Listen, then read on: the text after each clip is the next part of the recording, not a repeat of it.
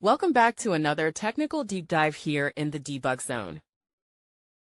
Today, we're tackling a big question and breaking it down with insights from other users. Hopefully, this clears up some misconceptions and helps you get the answer you need.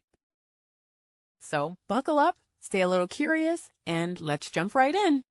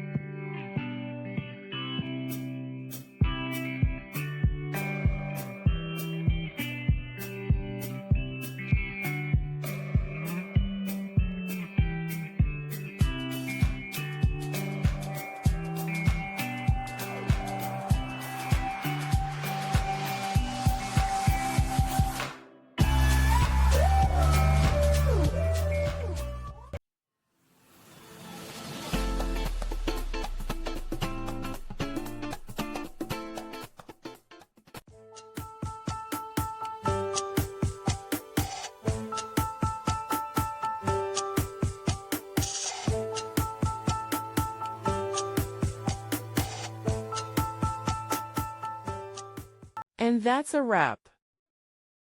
I hope you found the answer you were looking for. If you did, take a second to hit that subscribe button. It really helps out.